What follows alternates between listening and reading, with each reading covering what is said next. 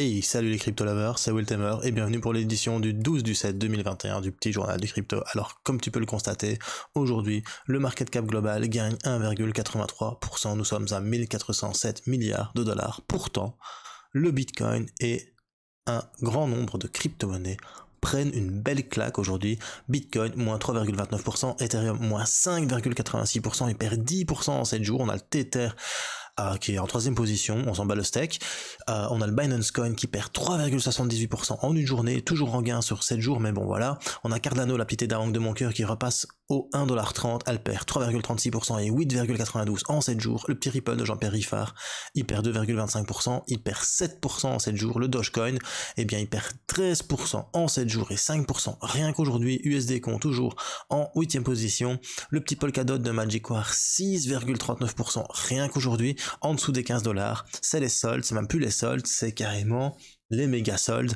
On a Uniswap qui perd 6,10% à 19,30$. On va regarder quand même s'il y a top gagneur aujourd'hui. Bien évidemment, on a Synthetix qui fait 15,93% avec 47,20% en 7 jours. On a le Nano qui nous reprend 11,16% et le Terra Luna qui perd quand même 8,92% mais qui fait tout de même 30,16% en 7 jours. On a noté Engine Coin qui te fait un 8,8%.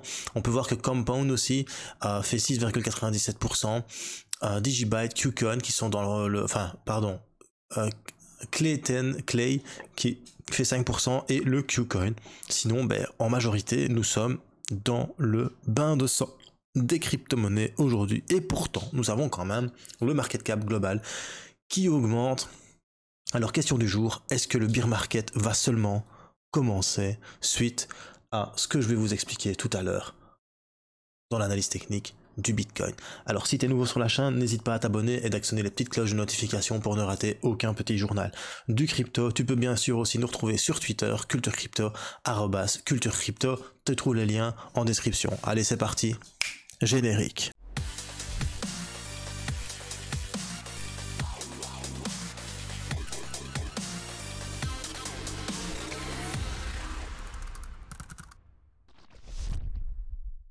Alors aujourd'hui, une fois n'est pas coutume, il est très tard quand je fais mon petit journal du crypto, donc il est 21h50.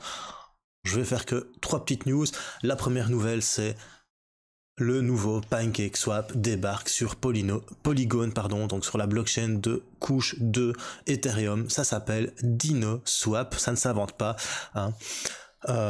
Et la hype augmente de plus en plus une semaine avant le lancement de cette nouvelle plateforme. Je pense que cette plateforme Swap a un bel avenir devant lui. Pourquoi? Parce que Polygon est passé en TVL de 1 milliard de dollars à 8 milliards de dollars à environ 3 mois. Et je pense que c'est assez lourd. Conclusion, il y a énormément de personnes qui attendent beaucoup de DinoSwap. En plus, DinoSwap a récemment levé 4,7 millions de dollars auprès des principaux fonds d'investisseurs DeFi. Et je pense qu'ils vont profiter de la rapide croissance de Polygon. En plus, ils ont eu leur 3e audit sur Certic.io. Ils viennent de le recevoir, un 3e audit positif. Du coup, on voit vraiment que DinoSwap est fort axé sur la sécurité avant de lancer son swap. Ça se passe dans une semaine, du yield farming sur Polygon. Je pense qu'il y a des opportunités à se faire sur DinoSwap. Maintenant, n'oublie pas, moi, je suis pas conseiller financier, je suis pas analyste technique, je te dis pas quoi faire avec ton argent, je t'ouvre seulement les possibilités. Alors, on apprend que Fidelity Digital, donc Fidelity Digital, c'est le pendant crypto-monnaie de Fidelity. Fidelity, c'est une des sociétés les plus grosses détenant des fonds au monde. C'est plus de 8000 milliards de dollars, je pense, si je me souviens bien. Peut-être que je me trompe. Et bien voilà, il prévoit une augmentation de plus de 70% du personnel qui sont pour les crypto-monnaies, qui vont être dédiés pour les crypto-monnaies. Pourquoi? Parce qu'il y a l'intérêt des institutionnels qui augmente. Donc il prévoit d'embaucher plus de 100 nouveaux employés. Écoute, je vais t'envoyer mon CV si tu as une partie de ta société en Belgique, pourquoi pas. Donc les employés doivent se concentrer sur la technologie blockchain et le développement commercial de Fidelity Digital. La société prévoit d'étendre son offre actuelle à partir de Bitcoin uniquement pour ajouter l'Ethereum et d'autres crypto-monnaies. Conclusion, Quand Fidelity va se lancer, je pense qu'il y a une masse monétaire importante qui va arriver dans les crypto-monnaies. Et pourtant, tout chute en ce moment. Mais que se passe-t-il? T'es en train de te dire, mais c'est pas possible. Pourtant, je t'en ai parlé hier. Et on verra ça encore après, lors de l'analyse technique du Bitcoin. Dernière petite news, nous apprenons quand même que les mineurs Bitcoin commencent petit à petit à accumuler à nouveau leurs pièces qu'ils minent bien gentiment. Pourquoi? Parce que dernièrement, les mineurs ont collectivement vendu environ 5000 bitcoins par jour le mois dernier. Donc il y a eu plus ou moins, enfin en moyenne, 5000 bitcoins de vendus par jour pendant le mois de juin par les miners. Tu vois vraiment bien ici. C'est toute cette petite partie où les mineurs ont vendu, bien évidemment avec l'interdiction du mining de Bitcoin en Chine, pardon, et bien c'était logique, c'était à prévoir. Et bien tu vois que ici, depuis le 5 juillet, les mineurs recommencent à accumuler et à garder leur Bitcoin miné. Pourquoi? Parce que bien évidemment, depuis l'ajustement de la difficulté, en fait, miner un Bitcoin est aussi rentable que lorsque le prix du Bitcoin était à 64 000 $. Pourquoi? Parce que la difficulté pour créer un bloc a diminué. Conclusion, eh bien, ils se disent, comme je mine 2 fois plus de Bitcoin, eh bien, je peux en accumuler et en vendre seulement qu'une certaine partie pour payer mes frais et tout ce qui va avec. Donc voilà. C'est quand même positif parce que quand les mineurs commencent à accumuler, généralement, le prix du Bitcoin recommence à monter, même si pour le moment, il est en train de chuter. N'oubliez pas, c'est lorsque ça chute qu'on achète, et c'est lorsque ça monte que l'on vend. Ok? On achète bas pour revendre haut, on n'achète pas haut pour revendre bas. Maintenant, ne me faites pas dire ce que j'ai pas dit. Je ne vous dis pas d'investir. Chacun prend ses risques. Moi, personnellement, j'investis une somme tous les mois, et pour le moment, à ce prix-là, j'investis un petit peu plus, ce que rarement je fais, mais bon voilà, c'est une opportunité. Des bitcoins à 32 760 $, c'est pas tous les jours. Parce que dans 10 ans, on me dira, oh, t'as eu de la chance d'avoir acheté du bitcoin à 32 760 $. Bah ouais, et voilà, c'est ça qui est important. On n'achète pas à 64 000 pour revendre à 32 000, on achète à 32 000 pour revendre à 100 000, si t'as tout compris. Donc voilà, c'est important. Ici, t'as toutes les cryptos qui dump, c'est pas pour rien. Il y a un événement, enfin il y a plusieurs événements qui rentrent en compte, et ça c'est ma vision. Donc ce que je vais vous présenter sur TradingView, c'est un petit peu comme hier.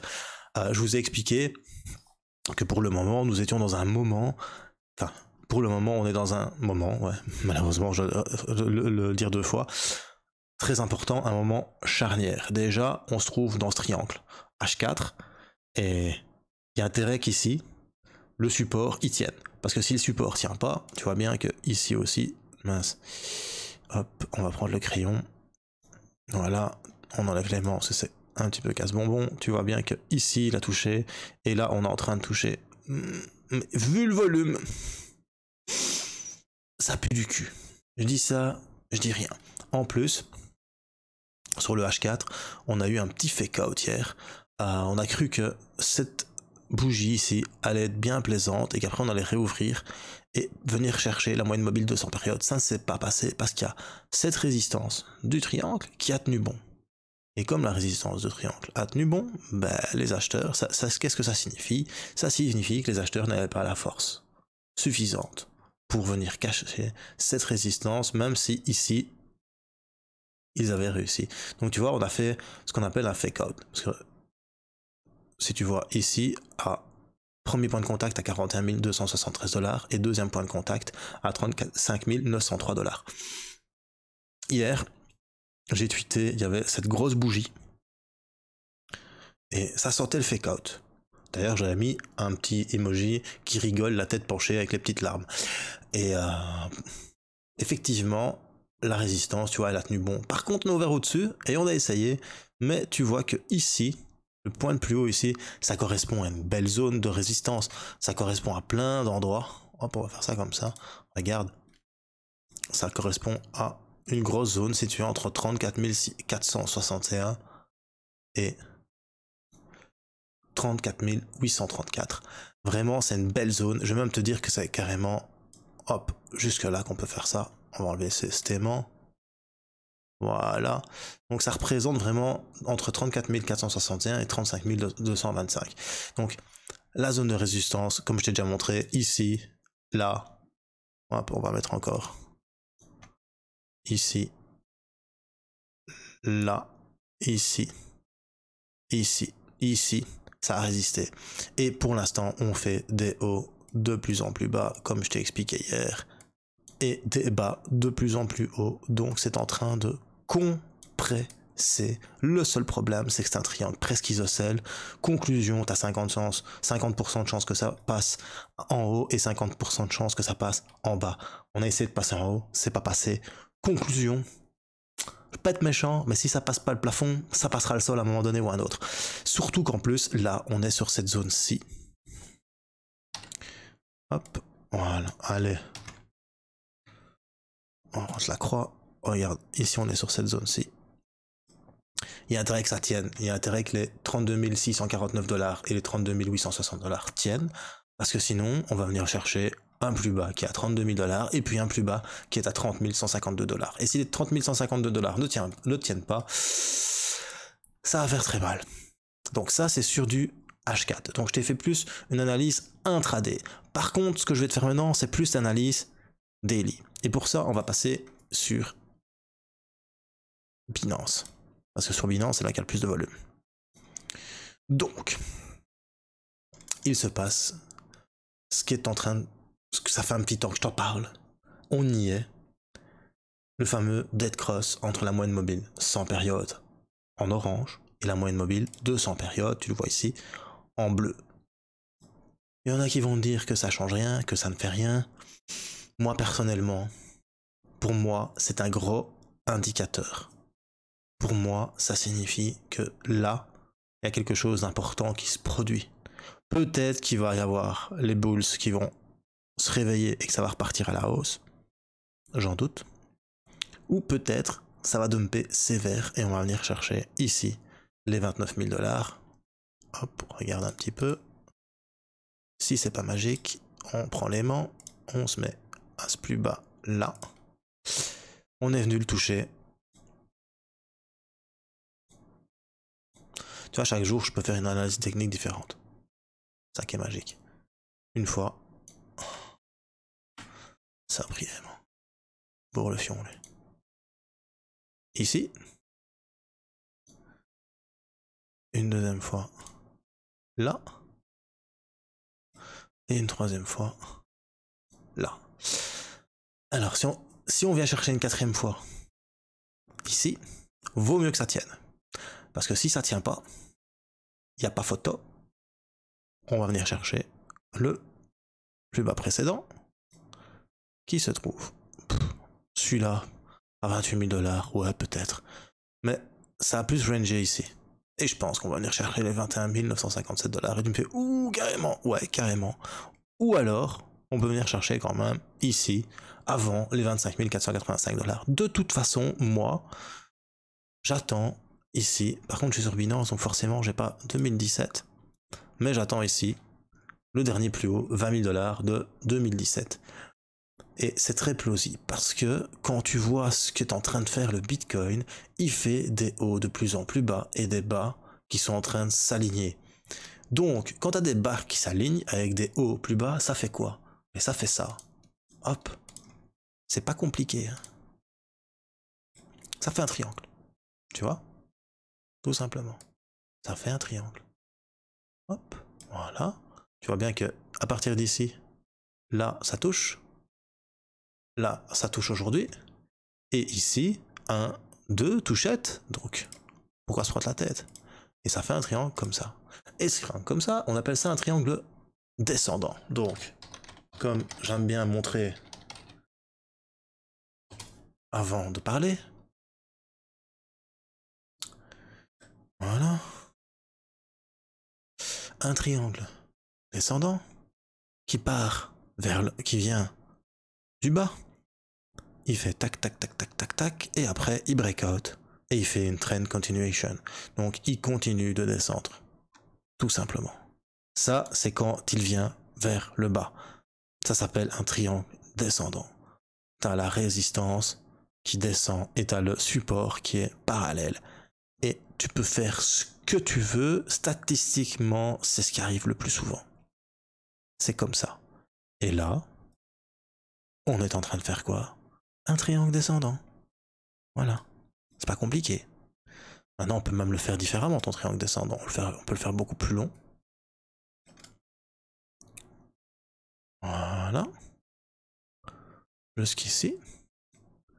Voilà, donc si ça tombe, le Bitcoin, il va venir, il va toucher ici une troisième fois, il va revenir chercher là, puis il va redescendre là, il va revenir chercher là, et il va repartir vers le bas. Mais tout ce que moi je vois, c'est que de toute manière, on est en train de faire des hauts de plus en plus bas, ici. Donc il y a ce petit triangle-là. C'est pas pour vous faire peur, mais ça pue quand même. Franchement, c'est pas top.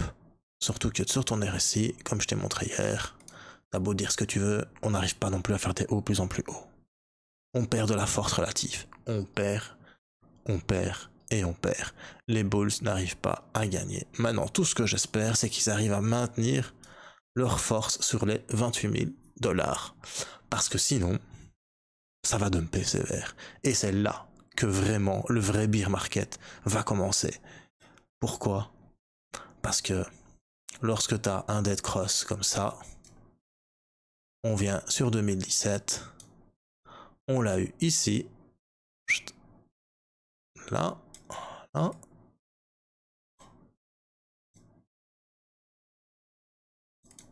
Oh, c'est casse-couille, pardon.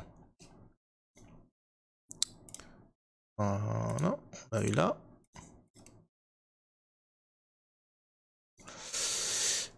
De là jusqu'à là, on a perdu, donc de la bougie du dead cross jusqu'à ce que le cours recommence à partir vers le haut, on a perdu 62% en 243 jours.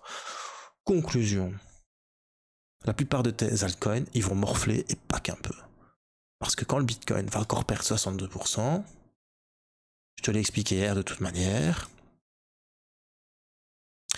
62% c'est relatif. Hein. Je ne dis pas qu'il va perdre encore 62%, mais c'est plausible.